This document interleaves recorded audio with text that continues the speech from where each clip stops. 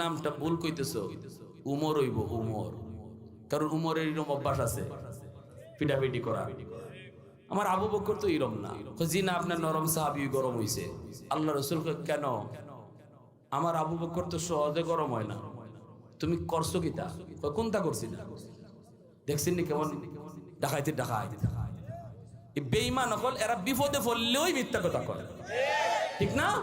বিপদে পড়ে গেলেই মিথ্যা কথা কয়। আবু বকর সিদ্দিক রাদিয়াল্লাহু তাআলা আনহু মারছেন, হে কইতেছে কয় হ্যাঁ বলে কোনটা কইছই না। তখন আল্লাহ রাসূল কয় কই মারছে? বলে গালো। আল্লাহ রাসূল দেখেন ও গালের মাঝে এখনো আঙ্গুলের দাগ আছে, বুঝেন শর্টটা কি যাচ্ছে হইছে। কি বুঝেন? হ্যাঁ, নরম হাত যদি গরম হয় বুঝেন কেমন হয়। হুজুররা হাত তুলে না তুলে না, হুজুররা মাঠে নামে না নামে না। হুজুররা যদি মাঠে নামে, কেন নামে? এমপি মন্ত্রী অওয়াল লাগে না, হুজুররা নামে আল্লাহ রসুলের সম্মান রক্ষার জন্য। তখন এই নরম হাতের পিছনে একটা গরম হাত থাকে, সেই হাতটা কার? জোরে বলেন কার? আল্লাহর হাত থাকে। সাথে সাথে আবু বকর সিদ্দিক রাদিয়াল্লাহু তাআলা আনহুকে রাসূল ডাকলেন, ডেকে বলতেছেন আবু বকর তুমি বলে মারছো? সিদ্দিক বলেন ইয়া রাসূলুল্লাহ আমি মারছি। এসা কথা কোন যাব? আমরা হইলে কইতাম কোন হালাই কইছি, হ্যাঁ খারারু ফে মিছা কথা। কারণ মিছা কথা আমরা লাগি ভানিবার, মিছা কথা না কইলে পেটের বাতিও জমায় না। অথচ আল্লাহ রসুল কয়, সাহাবী জিজ্ঞেস করে রাসূলুল্লাহ মুসলমানে কি চুরি করতে পারে? রাসূল কয় পারে, শয়তানের ধোঁকা পড়লে পারে। মুসলমানে কি জিনা করতে পারে? রাসূল কয় এটাও হইতে পারে। সাহাবী এবার প্রশ্ন করে ইয়া রাসূলুল্লাহ মুসলমানে কি মিথ্যা বলতে পারে? রাসূল কয় অসম্ভব, মুসলমান মিথ্যা বলতে পারে না।